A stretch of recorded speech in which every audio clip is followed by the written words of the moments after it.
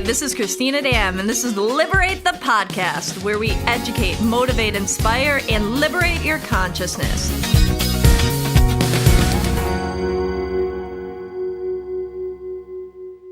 Hi, and welcome to another episode of Liberate the Podcast. Today, we're going to go on a personal journey through transformation, awakening, and empowerment. You know, I know that a lot of people that listen to our podcast, you're going on your own personal journey, and I really hope that hearing our guest Ruby Nichols' adventure, transformation, all of it. I haven't heard it yet, so I'm not sure what her story quite is, so I'm going to be learning with you. But today's guest is Ruby Nichols. Thank you for joining. Thanks for having me. Yeah. So I'm intrigued. You know, we started chatting just a little bit right before we started the podcast, and I said, let's stop, because I want this to be on here, raw, live, and good. So, you know, take me through. Let me know a little bit about you. It's a little like where to begin. So I started my career in advertising as a brand strategist. Just so that you know, I'm a very career-oriented Capricorn, so it's very much just who I am. It's a big part of me. It's always been a big part of me, and I've always seen my career as like more than just a job. It's always been a defining factor, and I wanted my work to really matter to people and have an impact in some way, and like do some good in the world. I figure if we're spending so many hours of our day working, it should be meaningful. Yes. So that's how I saw it. I was really intrigued by advertising early on. I think I just like communicating and connecting with people. So I did that for about 8 years total. I moved to New York from Houston to start my ad career because that was just like the hub where everything was. It was going fine. It was going fine. I didn't land like my dream job yet, but I was like working so hard, you know, to get there. And I think about 4 years in, I randomly, out of nowhere, got a call from kind of my dream agency out in LA. It's called TBWA Chiat Day. They're best known for doing all the legendary Apple stuff. Wow. So it was just always on my list. Like if once in my career, like I could work there, you know, that's the place I just want to see what it's like and experience once. So I had submitted a resume probably online years ago, and I, you know, went into cyberspace somewhere. I was like, oh, nobody got it, never heard anything. They somehow dug it out of the archives from like 2 years ago, the recruiter, and called and said, hey, we're starting this interesting brand consultancy that's a subsidiary of Chiat. It's called the Disruption Consultancy, which I loved the name immediately. And she was like, yeah, the director was looking for people and he told me to call you. We found your resume. He said to call you.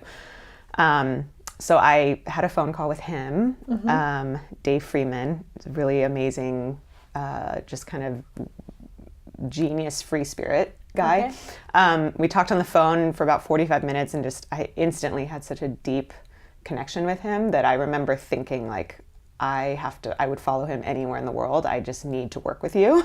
Wow. Because I just felt like he got me, and I was like, you know, whatever you're doing, I just want to be a part of. And I thought it was really cool that it was entrepreneurial because they were building it. So it was really just me, him, and one other person. And he really was letting me have a say in like how this thing was going to take shape and we could build it together. And, you know, for as young as I was, that was a really cool opportunity. Yeah. So that pretty much brought me from New York to LA, and I left a lot behind. I was seeing my now husband for 2 years at the time, which is kind of that crossroads time when you're like, are we moving forward, or are we doing this like for good, or is that, you know, and it was a tough thing to do long distance that far. And I lived with my sister. I had like a huge network of amazing friends in New York that I call family. So it was a big kind of decision to leave all that for this. But I was like 27 at the time, and I was like, I had no reason to say no. So I left and came to LA, discovered Venice, found a place there, fell in love with the neighborhood. The agency was close by. My boss, Dave, happened to live there, so we were like neighbors. And everything for 3 months was like a dream. It actually lived up to all of my expectations. Like the job was super fun, loved LA. Everything fell into place so easily. Like I found an apartment, a car, like it was just easy. Yeah. So for 3 months I was living my dream, and then suddenly out of nowhere, Dave passed away. Wow. And it was very unexpected. They I still, don't necessarily have the full explanation. It was probably like a heart attack or stroke or just something very sudden. We had plans the next day to like go to the company summer party together, like ride our bikes there. We were going to work out of his home for the next month, like in his backyard. Wow. It was just very, devastating, I think. And it was like I was on such a high, and then because it was so small and he was the heart and soul of that place, it was me, him, and one other junior person, which we were both very new. So we just kind of were left, we kind of felt like orphans where we didn't really know what to do. The company kind of didn't know how to handle us or what to do with us. So we were just weird kind of floaters for a while. And I think the main thing is I didn't have like my support network here either, my close friends and family and all that. So, I just sort of soldiered on through the job for 2 years. They eventually found another director who was also amazing and smart, but I think it just didn't feel like a right fit for me anymore. Like the job became something that I didn't sign up for. And I think I just never really dealt with the death fully. I just sort of got thrown into keeping everything going and like keeping it together. And I didn't even think about moving back to New York at the time because I think I was just so intent on making this work. Yeah. It was just such a disappointment that I think I was like, no, I'm gonna this is gonna work. Well, yeah, and especially since you gave up everything for moved all the way across the country. Yeah, so I think and I think it was like felt poetic, like, oh, I'm gonna carry on his legacy, and I knew what Dave wanted to do, and so that was my kind of hope. And then as time went on, it was about 2 more years, and I think I realized like this is not at all what I came for, and it's not that job anymore. So I just kind of grew really miserable in it, and I think everything about it felt like I felt like a fish out of water, honestly. Okay. To the point where at the very end I broke out in crazy stress hives, is what I would call it. Wow. Like I was working a lot too on top of it, and just miserable, like not feeling like it was a fit for me. Isn't that crazy how like our bodies, like when we ignore our emotions and the fact that we're not happy, we're not comfortable, this isn't what we really want to do, but we just mentally we're like, oh no, we're just going to keep it going, just ignore it. And like our bodies will do these crazy things. I mean, you hear about that, like it's where it's real. Somebody be like, even if they don't know somebody directly that broke out in hives or had something like that, it's pretty common that somebody knows somebody that kind of something like that has happened. Weird, unexplainable rashes. That's what happened. It's like your own body just starting to break down and attack you. And saying, listen, you got to change. Yeah, so that's exactly what happened. And I was like physically, mentally, emotionally just broken when I left that job. I remember for 2 months I was like sick, could not get better.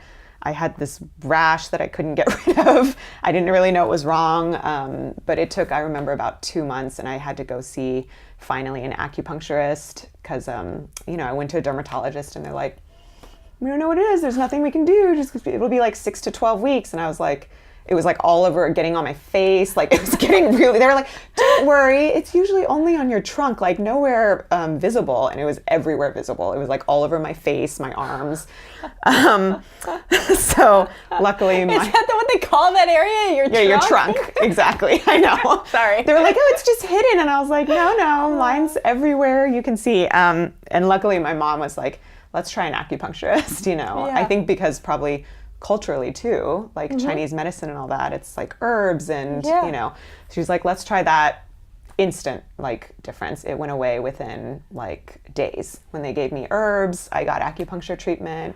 She basically told me flat, she was like, ugh, your body is holding, like, so many toxins and stress. Like, it is way overloaded right now. Wow. And that was the first time I kind of made that mind-body connection, like, oh, it really is just because I was miserable. That was, I got better after a few days, like after I did that. Wow. But that was how my journey in LA started.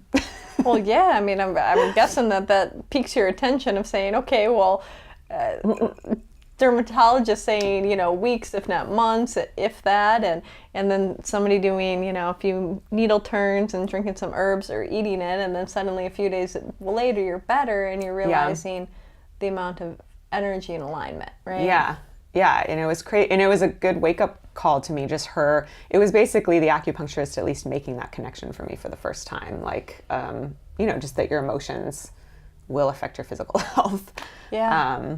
But yeah, so I think I left that pretty broken and damaged and burnt out, to be honest, from the industry. And I was already feeling like a little burned out from advertising. And I remember thinking at the time that if I were to stay in advertising, that was the only job I wanted.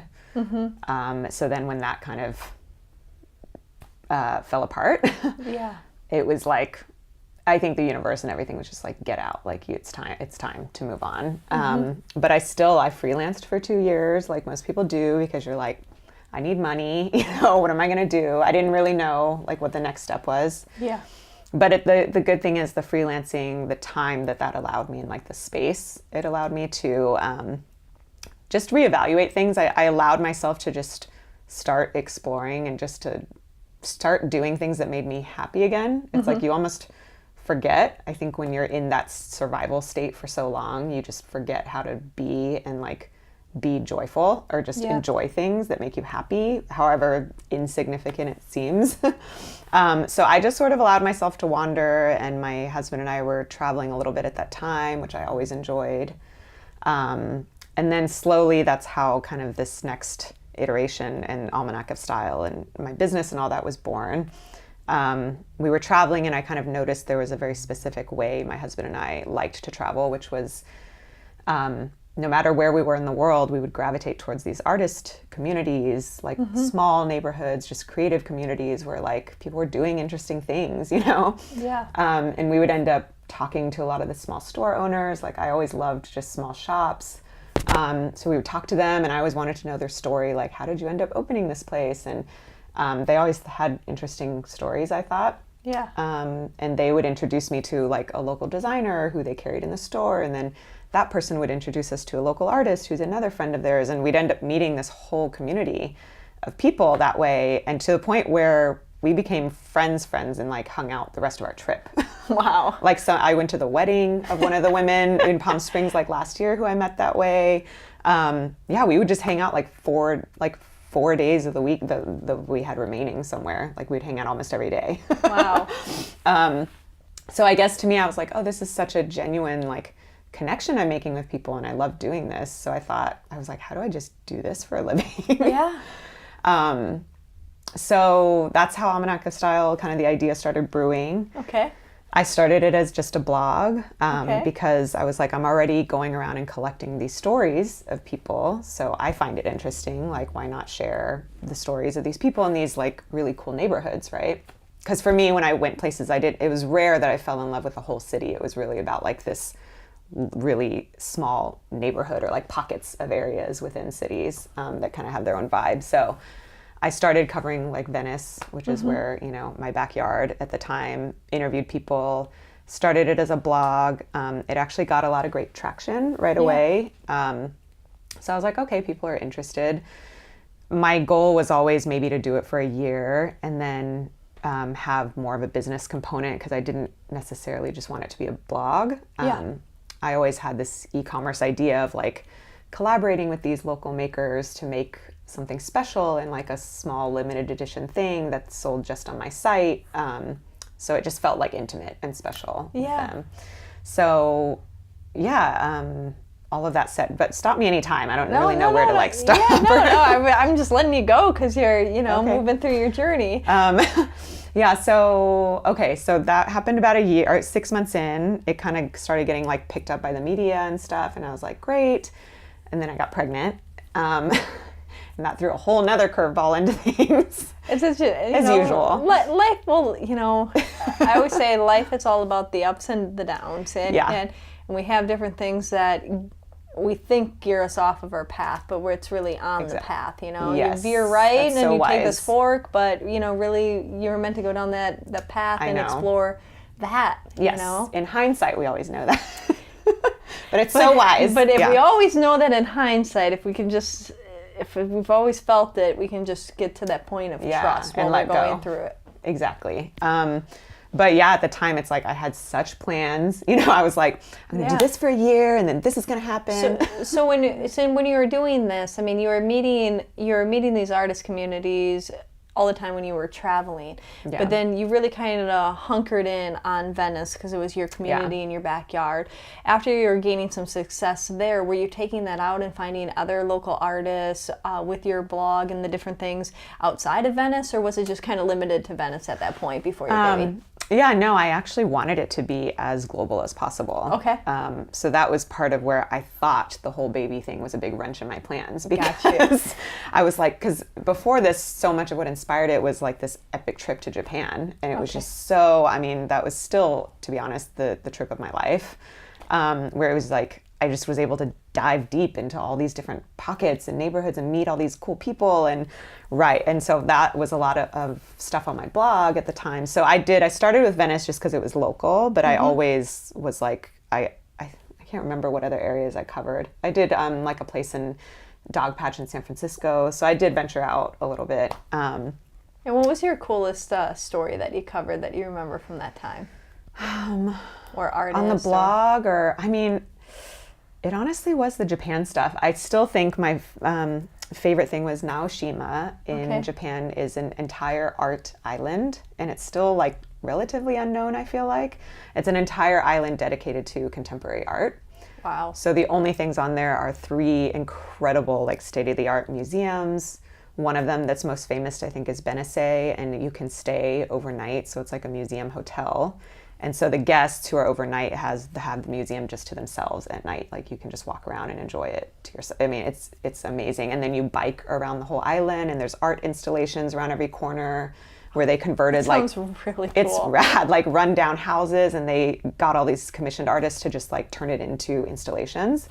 So you can just bike around and like run into this old house that's this really cool installation now and check it out. It was incredible. So yeah, that would be the highlight. That's super cool. I've never heard of that. Yeah, and that's what I wanted to be doing, right? Yeah. And then going around and finding those places everywhere. Yeah, exactly, and like meeting interesting people. And then I got pregnant. Okay. And I was like, how am I going to travel? Like, it's harder now, right? I was like, of course, I decided to start like this travel business when it's hard for me to travel, you know? So I think I was already feeling kind of, you know, I hate to say it, and it's, you know, sort of a dirty word in motherhood, but like resentment. You know, I was a little like, great. Like, and the thing is, we actually wanted this baby. That's the thing. It's not even like it was a total surprise. Yeah. I think I just didn't realize, like once it happened, I was like, what does this mean now? And how is my life going to change and look? And I was like, oh, it's going to look really different. And I don't know how to do this. Like, how do I juggle both? And just so you know, like that's a very common thing. I mean, they even have, you know, postpartum right? is a whole syndrome that people have it when they realize that their life is not the same anymore. You know, which I did have, and that was part of my journey. Okay. But yeah, I think I got pregnant at the time, and so I was taking it slow. I was like still doing the blog. I could only do about half of what I did though, because I was so nauseous the whole first trimester. I just didn't expect to feel so sick all the time. So it just really slowed me down already. Then I had the baby, and I was like, oh, like, you know, maybe I'll wait 3 to 6 months and then be able to jump back in, or maybe I can do stuff part-time. I just had these ideas in my head that I thought would work based on what I had heard. And it just wasn't the case. Like, I couldn't, it was a joke to me to like work part-time. You know, I was trying to take phone calls here and there. Like, the irony too is that Fathom, which was one of my favorite like travel sites at the time, I got ranked as like one of their top 24 or something best travel blogs or sites. Like I think it was like the day or the week that my baby was born. Wow. Which was like, I was like, yay. And then I got all these sort of inquiries from that, you know. And then you're like, but I can't do it. Yeah, I was like, I can't do any of it. I tried to take a phone call for 15 minutes, never worked. Like, I was just like, I have to go. Like, the baby's just, you know, crying. And so, yeah, I think I just started feeling kind of resentful about like how I think I started feeling and depression kind of started setting in too, because I think I just realized everything that defined me before felt like it was gone. Like my husband and I used to go out all the time. Like we loved nightlife. We liked to go out to dinners. Like that was our thing. My, having a creative business where I wanted to travel was harder. And like, it affected all of those things. And I was like, I feel like nothing that was like who I like defined who I was is like there anymore. I just can't enjoy it anymore. Yeah. So I started kind of getting more depressed because I was staying at home full time, which now I know, it's everything. It's different for everyone, but I know for me now, I'm like, I cannot stay home 24 hours for too long, like just watching the baby. I have to either, I don't know, like it's just, I can't do it. I was going insane. Like the repetitiveness, they're like things people don't tell you, I was like, it's so repetitive. There's nobody to talk to. And it was just like, change a diaper, nap time. I mean, I was going crazy. So I got pretty depressed. I was really struggling with my kid at the time. I'm sure that now I know that my energy absolutely was affecting him because they're babies and that's all they have to go off of. Yeah. And I'm sure he felt all of my anxiety and depression and probably also resentment, to be honest. And then later, I think when he was around 3, he technically got diagnosed as being on the spectrum. So he was diagnosed with like high, I guess they call it high level autism. Okay. Which looking back explained a lot of the challenges that I had, but because it was my first. Yeah, you didn't know. Yeah, I was just like, it's me. Like the whole time I blamed myself. I was like, I don't know why I'm having such a hard time. Like clearly I'm doing something wrong.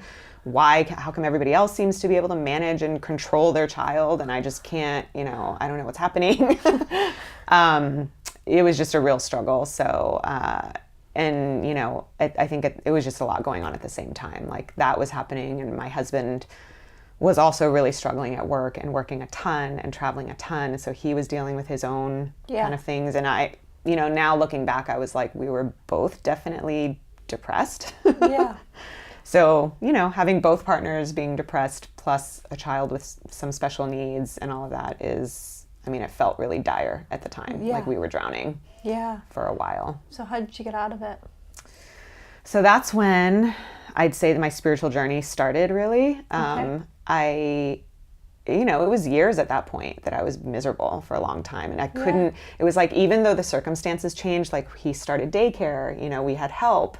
I was starting to get back into my business and I was like, I just can't shake this like misery and depression and this like heavy feeling. I don't know what it is. I just didn't have peace of mind. Mm-hmm. So I started really seeking and it was then that I remembered, I guess, that ever since I was little, I was always very into anything kind of like new age or spiritual or whatever you want to call it, mystical, like super into it. All of my favorite books as a kid were like about life after death. I don't know why I was fascinated. I used to hide out in Barnes and Nobles with like I had a stack of like 10 books. I was always in the new age section. I spent hours there. I don't know where the feeling came from, but I felt like I had to hide it for some reason. Like, I don't know if it was cultural, but I just felt like people would think I was a weird freak. Like nobody would take me seriously. So I used to have So you're hiding in the aisle at Barnes and Nobles. I did. I would hide. And anytime somebody walked by, I'd be like, is that somebody I know? Like, and then I would take a stack and put regular other books on top of it and take it to another section to read it. So anyway, but I was always into it and I sort of disconnected from that for a while. I would say for like 10 years, I just hadn't really like connected with that stuff. And so I started really self-reflecting because I had the time, which was a gift now that I look back that I had that time. Because I was really reflecting on I was like, why am I so miserable? There's definitely something deeper going on. Mm-hmm. I don't know why I can't get peace of mind. And so I started just letting myself explore all of those things again. And it felt so good. I was just basically going down rabbit holes online on Google, late at night. I would just Google anything that popped in my head because it was like my bookstore now, before I would go to the bookstore, but now I was like... Now you don't have to hide it. Yeah, and I was like, I gotta drive to the bookstore, let me just go online.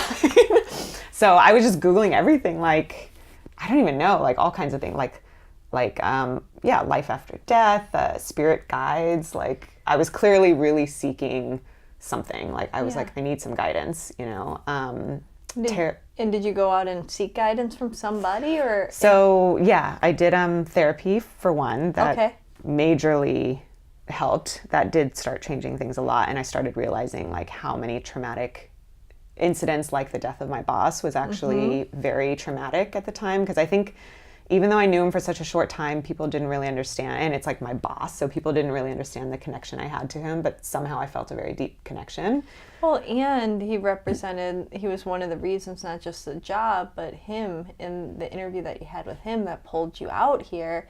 And then you were saying that it felt like everything in your life was falling into place. Yeah. And then it's like the shoe just dropped and everything felt like it fell out of place. So I could understand that's a very big trauma, especially death in general is traumatic, but especially unexpected. And then, you know, everything else that came as a ripple effect for that. Yeah, and I think honestly, if somebody had just sat down and even said that much to me at the time, but I think everyone just swept it under the rug, and I think they didn't know what to say, and it was so horrible that everyone just kind of moved on, and so I was like, oh, I guess I'm just supposed to move on. Like, I guess it's not that big a deal, but it really was to me. So I recognized through therapy that that was absolutely traumatic and that I was having PTSD symptoms from it. Who knew? Yeah. Because I was always like, well, it's not like I went to war. Like, why would I even have PTSD? Like, that sounds ridiculous, you know? Well, and then you had, you know, therapist in me comes out, but then you had the double,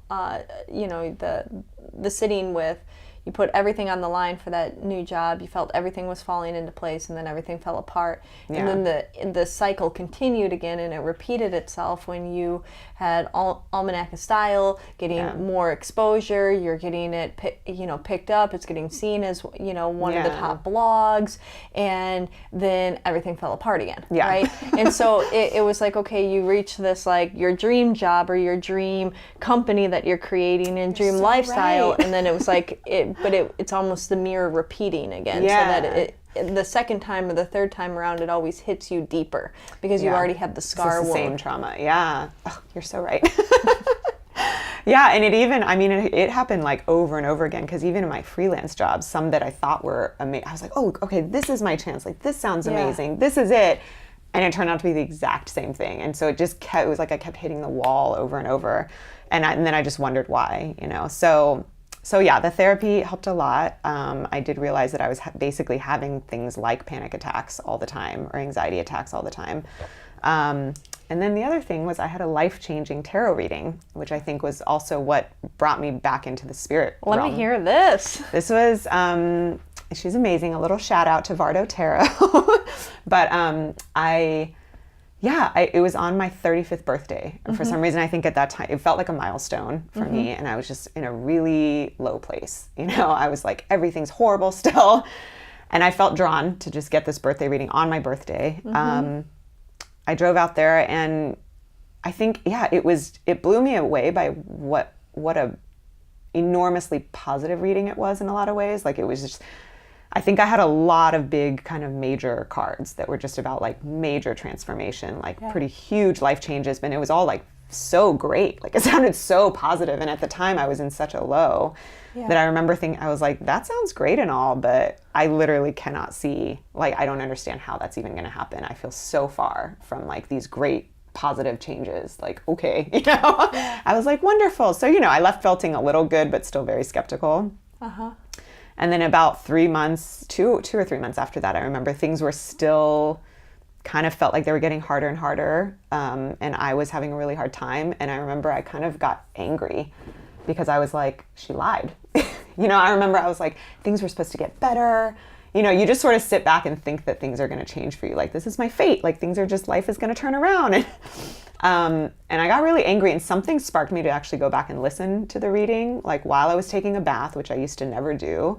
But we moved into this new home, and it had a lovely bath, so I started doing baths at the time, which has turned into a very important like self-care ritual now. But yes, baths are so important. Oh, they're amazing. It's just unwinding, it's like a meditation. Oh yeah, relaxing, detoxing, spiritual purging, like cleansing. All yeah. So so you're re-listening to it.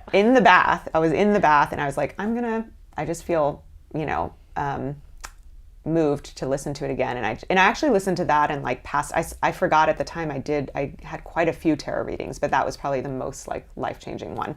And I actually went back and listened to, I think three of them at the time back to back. And so things kind of, pieces sort of started coming together as I listened through all of them, and things fell into place a little more. And I had sort of this, it was a huge epiphany, like in the bath while I was listening to it. I just suddenly was like, oh, I was like, I actually have a choice. Like somehow it hit me where I was like, I actually can live the life that I dream about. It is possible.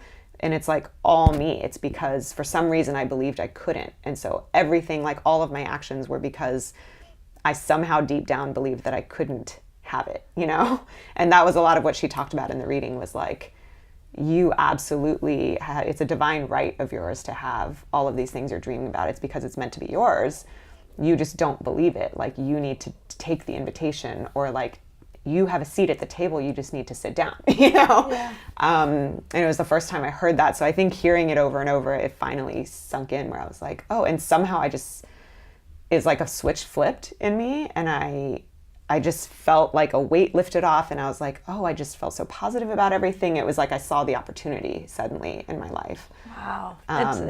Isn't that amazing? Like when you get that, and that's, I see that in so many people, not realizing that however they want to spend their 24 hours, what do they want to do? It's yours. It's yours, you know, it's your day. Complain about the things that you don't like, then guess what? You can change them or see them differently, right? You know, you don't have to engage with those people. You don't have to do those kind of things. Right. You don't even have to work that job. I mean, granted, you might need to make money, but then you can work somewhere else. There are other ways. There's I know. other ways, you know. Yeah. So it's realizing the power. So then you have this epiphany, the light switch goes off, you start to feel lighter. Yeah, and I just suddenly felt so positive, and I was excited. I remember I was like, oh my God, I'm so excited to like go live my life. Because I was like, it can be whatever I make it. It was just so weird how it was such a mental flip. Like it was like, oh, now it can be anything. So, and the craziest thing to me is how much it affected my son. Because, you know, we were struggling at the time and all that, and we thought, okay, he's got this diagnosis, like, it was just, we were reeling from all of it. It's a lot to process, you know, and take in it, while we were also ourselves trying not to drown ourselves. So I think I saw it made me see him differently, like in a completely different light, where I was like, he's not the reason. I was blaming him for keeping me from my dreams. You know, I was like, oh, it's because now that I have this baby, like now I have this kid and now I can't do all these things. And I just realized, I was like, no, he's not the problem. Like that was just an internal block. And so I finally was kind of able to fully appreciate him and like see him for what he was. And, you know, that was a big guilty struggle I had the whole time, where I was like, I know I have the capacity to enjoy this kid for what he is. Like I logically could see how he was such an amazing child. Like everybody was like, he's such an amazing kid. And I was like, yeah, I know that mentally, but I couldn't enjoy any of my time with him because I just felt all I could feel was like this burden of the responsibility at the time. Mm-hmm. So it made me see him in such a different light that I'm not kidding, but like the next day after I had that epiphany, I think my energy really shifted towards him, and I treated him differently. I think like the way I interacted with him was so different, and I was just it was like I was able to be present with him. I was able to just appreciate him and like love him. I was just happy he was there, and it was like night and day. Like he was a different kid, literally since that day. Like I could see the change in him, and I was like, wow, like it absolutely was my energy that was affecting him. And, you know, like he's taking signals from us. And so ultimately, in a lot of ways, I think he is what pushed me into this whole like spiritual journey and awakening, you know, like which is often what you hear happens, that your children end up being such a mirror or reflection of you, and like things that you are subconscious that you don't know need healing. Mm-hmm. And he absolutely like pushed me to heal a lot of things and kind of like change my life, really, the direction it was heading. Sounds like it. Yeah. And he, you know, long story short, he just got kind of like reassessed. He's 5 now, so it's been 2 years, and he just got reassessed. He's about to start kindergarten. And I mean, pretty much since that day, he's just started thriving. Like things really changed. Like his behaviors started changing a lot. everyone is teacher, which was just like, he's a different kid. Like I don't even see any of the same behavioral symptoms or anything. And so he got reassessed, and they're basically like, he doesn't seem to have anything. Like, we wouldn't give him any diagnosis, not even ADHD, like nothing. They're like, he's a really thriving kid. So that kind of proves a lot to me, because they were like, that's very rare that a child like gets diagnosed. And he did like by 2 different psychiatrists at the time, but they were just saying it's very rare to get that diagnosis and then have it change, go away, you know? Yeah. But that's that shows the power of, you know, when you change, everything in your life changes, right? You know, I mean, we can get into, are we living in a holographic universe? Is everything a different program, you know, different stuff like that. But the bottom line is, if we take back control in our life, everything as a ripple effect can't help but to shift. Right. And so even your perception of if the power was given away from you, and no matter what the blame was placed on. Yeah. I believe it happened to be placed on your son, but it was just a projection, right? But it could have been placed on your husband. It could have been placed on a friend. It could have been placed on a family member.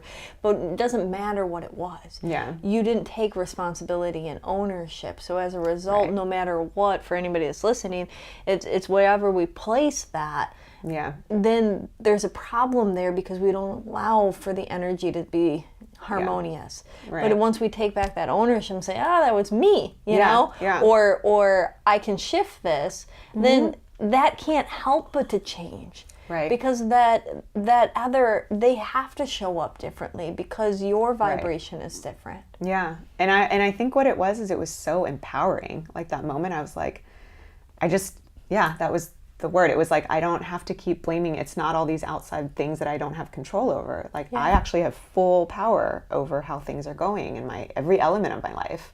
And it's liberating. Like, it's a great feeling, you know?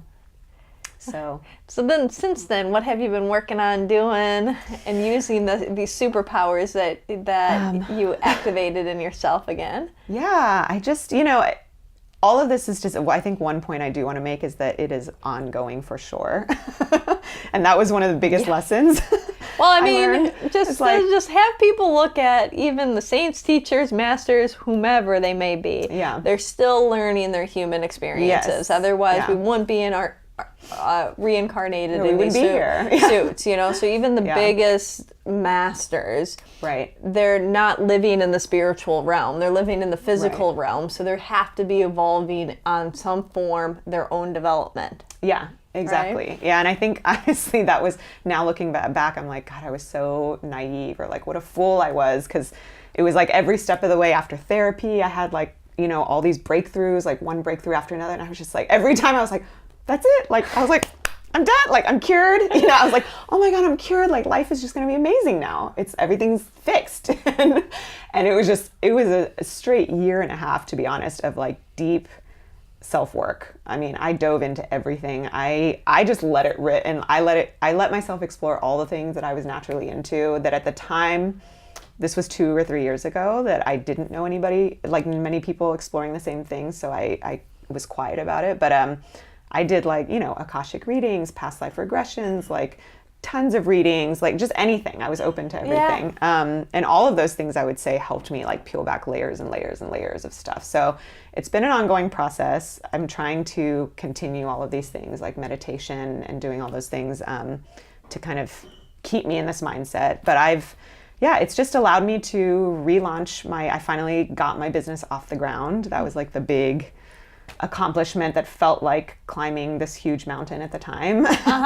Because I had a lot of blocks there. It was like, you know, everything the trauma that happened with my boss also affected me creatively. Of course. Because I was in the wrong environment for me. And so I think that starts to really affect your self-esteem at times. Like, I'm like, oh, it must be me. Like, nobody's getting me. Like, maybe I'm doing something wrong, or I don't get it, you know? So it was getting past a lot of hurdles to kind of relaunch my whole blog as this e-commerce thing that I had always imagined. But I was able to launch it in the way that I had always dreamed of in 2017. So it's been just exactly 2 years ago. Nice.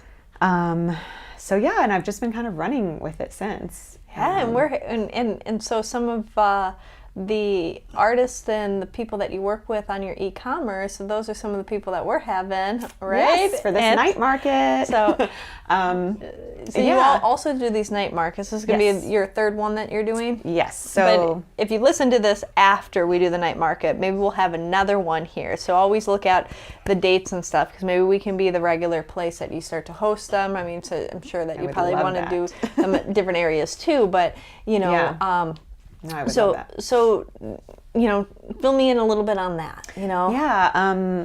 So in a quick nutshell, like Almanac of Style, what it is a travel-inspired online shop featuring a different neighborhood each season. That's kind of like the form that it's taken now. So every season I cover a different neighborhood, I interview local makers, and then I collaborate with them to make limited edition exclusive goods like sold on my site. The other thing I do is these night markets, which, you know, I guess I was inspired by when I travel, and there's like night markets are pretty prevalent in other parts of the world. There's like always this energy about it that I love. There's like a buzzy energy, and I'm just a night owl myself. So, and I like cocktails. I like to drink. So I basically was just like, what kind of market, if I were to do a pop-up market in support of these makers, which is what I want to do, and support shopping local, how would I want to do it? And so it's kind of taken the form of these night markets, and we always have like free cocktails, bites like food.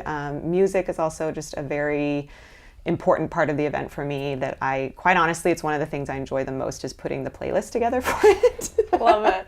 Which is why this time, I think I told you, like, I think it was Kismet. You, Cristina, actually had the idea of turning it into a dance party afterward. And I think I told you that after my first one, because so many people commented on the music, like they were like, oh, even if I sold nothing here, like I would just come because the music is amazing. Like it's just fun, you know, they had a great time, and that's what I wanted. I was like, I just want everybody to have fun here.